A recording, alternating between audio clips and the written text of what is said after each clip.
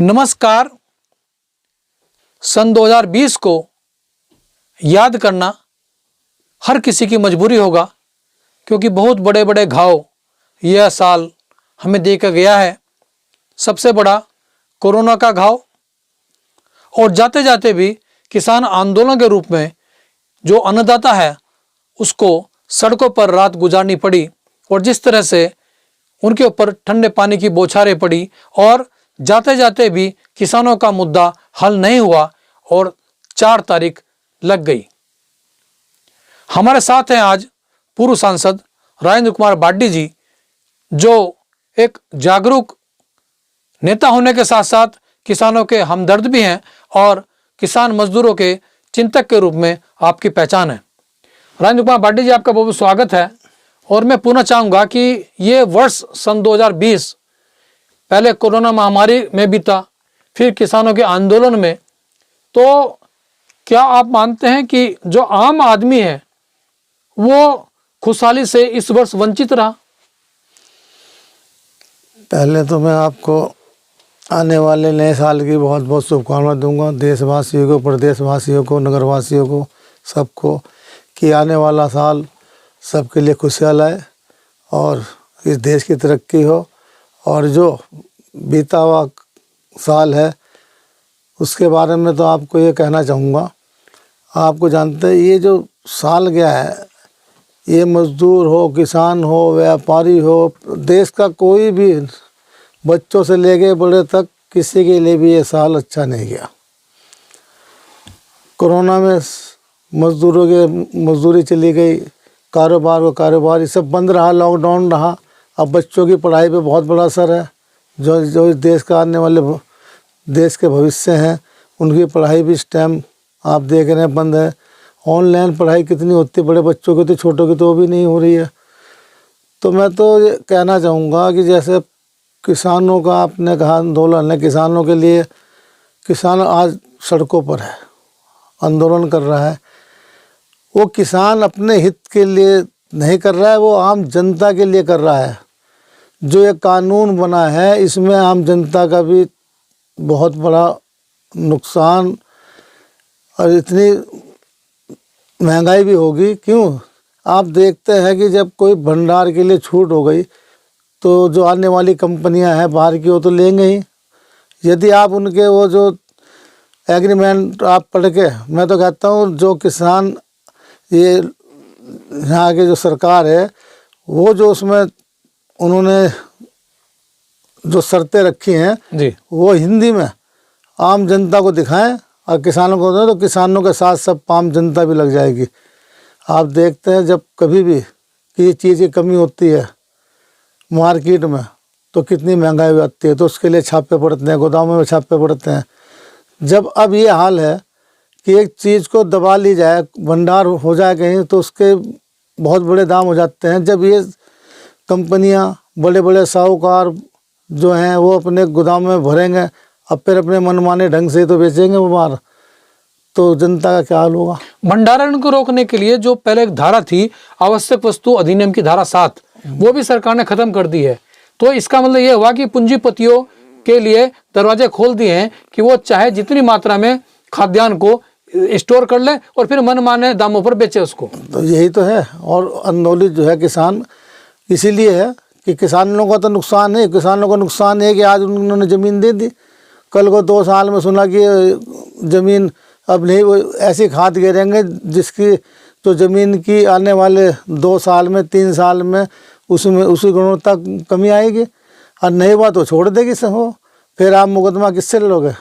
उसमें कानून में है कि आप किसी, उन पर बड़े बड़े वकील हैं, आप किसान कहाँ से वकील लाएगा? पहले लाएगा तो अदालत में तो केस नहीं चलना। जो उसमें देखा जा रहा है वो तो एसडीएम करेंगे। एसडीएम केंद्र सरकार के खिलाफ कभी बोल सकता है? तो इससे बहुत बड़ा नुकसान है जो किसानों की अब लगी है। कुछ बातें मानी जो हमने आज पढ़ा है, अखबारों में देखा है, और 4 तारीख लगी। मैं तो कहता हूँ कि भाई सरकार को भी देखना चाहिए उन किसानों की बातों को सुन के, और जो किसानों की मांगे तो अन्नदाता है, जब यही परेशान हो जाएगा तो देश ही भूखा मरेगा। अच्छा बाड्डी जी, एक बात बताइए हमें कि एक लंबे समय तक लॉकडाउन रहा है, करीब 9 महीने, तो आप जो सरकार की जो कार्य प्रणाली है, क्या उससे संतुष्ट रहे? देखो एक बात सुनो, सरकार तो नियम बनाती है, उन्हें कानून बना के दे दिया, और जो वहाँ के अधिकारी हैं वो करते हैं, उन्होंने मेहनत भी करी, सब काम करें, संतुष्ट है कि कहीं कमी भी रही। आपने अखबारों में और टीवी पे व्हाट्सएप पे देखे कि जो जहाँ जहाँ वो बना रखे थे इन्होंने कोविड सेंटर, वहाँ पे कहीं पानी नहीं है, कहीं कुछ नहीं है, सब आए हैं आपके सामने। कोई बीमार हो रहा तो कोई देखने वाला नहीं, ऐसे भी आई है। तो सरकार अपनी तरफ से कर रही है, मगर जनता को भी सहयोग मिला है सबको, मगर इतना जाके जो कहीं कहीं ऐसे घटनाएं हुई हैं कि यहाँ पर मरीजों की देखभाल ढंग से नहीं हुई है। अच्छा पाटिल जी, एक बात बताइए, आप चूँकि मेंबर ऑफ पार्लियामेंट आप रहे हैं, और जहाँ तक मैं समझता हूँ कि मुलायम सिंह यादव जी के साथ आपके अच्छे संबंध रहे हैं, तो वो जो काल था आपका मेंबर ऑफ पार्लियामेंट के रूप में, तो उसकी थोड़ी कुछ बातें बताइए। हमने सुना है कि आपने तो बड़े बड़े ऑफर ठुकरा दिए थे। तो आपको जो है, जब न्यूक्लियर डील पर सरकार गिर रही थी तो सभी को पता है, तो अखबारों में क्या हर जगह कि सांसदों को बड़े बड़े प्रलोभन थे, करोड़ों रुपए के 30 करोड़ बिक रहे थे, टीवी पे भी देखा होगा। तो हमारे पास भी आई, मगर हम तो देखो, हमने जीवन में ये सीखा है, आप चटनी से खाना खा लो, रोटी वो सबसे बढ़िया, और नहीं तो कभी भी धोखा, ना तो हम हरिद्वार की जनता को धोखा दे सकते, ना हम जिस पार्टी से बने, समाजवादी पार्टी से सांसद था मैं, हम अपने नेताओं को, उस पार्टी को, माननीय मुलायम सिंह यादव जी को हम कभी धोखा नहीं दे सकते कि हम जिसके हैं हम उसके रहेंगे। ये हमें सिखाया गया। हम बचपन से, जब देश आज़ाद हुआ उसके 8 साल बाद ही हम पैदा हुए होंगे। 48 में देश आज़ाद हुआ, 55 के हम 7 साल के रहे होंगे। तो हमने उस टाइम गाते सुनी, कितने शहीद हुए, नौजवान शहीद हुए, और क्या उनके भी माँ बाप थे, वो भी अशोक राम जिंदगी जी सकते थे। तो जब हमने वो सीखा कि भाई देश की सेवा, एक तो देश की सेवा वहाँ बॉर्डर पे होके जा करती है, ये भी एक जो सांसद या विधायक जो बनते भी देश की सेवा है। तो देश की सेवा ही करनी चाहिए और कभी गद्दारी नहीं करनी चाहिए। जो आज का माहौल चल रहा है वो आप सब वाकिफ़ हैं, मगर उस टाइम तो ऐसा नहीं कि अरे पैसा कोई साथ होना लेके जाता है, आदमी की इज्जत मान सम्मान नहीं जाता है साथ में। जब चला जाता है इस दुनिया से आदमी, तो उसकी अच्छाई या बुराई जाती है कि अच्छा था या बुरा था। अच्छा, मैं पूछना चाहूँगा कि जैसे आपने कहा कि उस टाइम सांसद बिक रहे थे, तो संसद के अंदर तो क्वेश्चन पूछने के भी सांसदों ने पैसे मांगे हैं। आपको याद होगा, एक बड़ी पार्टी के भाजपा के जो अध्यक्ष थे बंगारू लक्ष्मण जी, तो उन पर आरोप लगा था ये, और कैमरे में वो रिकॉर्ड भी हुआ था। तो उत्तराखंड के अंदर भी विधायक खरीद फरोख्त हुई, मध्य प्रदेश के अंदर हुई, राजस्थान के अंदर हुई। तो क्या आप लोकतंत्र के लिए अभिशाप नहीं मानते? अभिशाप है। जब मेरे ही वक्त टाइम पे हुई, उसमें 10 सांसदों की सदस्यता भी गई जब संसद में हुआ। उसके बाद आपने देखा कि वहाँ नोट भी उड़ाए गए, मतलब सांसदों को दिए, तो उन्होंने सरेआम दिखाया। उसमें लोकतंत्र के अंदर, जहाँ सबसे बड़ी पंचायत हिंदुस्तान की, उसके अंदर नोट कैसे पहुँच गए वहाँ, और पहुँच के वो दिखाए गए। आपने देखा होगा टेबल पे, तो सांसदों को हमें रिश्वत दे रहे थे।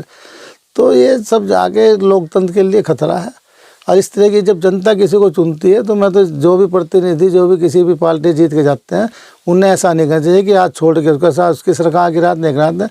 और जो राजनीतिक पार्टी है, इन्हें भी सोचना चाहिए कि भाई जो जनता ने जिन्हें चुना, उन्हें लाभ दे, प्रलोभन दे के, पैसे दे के, किसी तरह में क्यों टूटता है आदमी।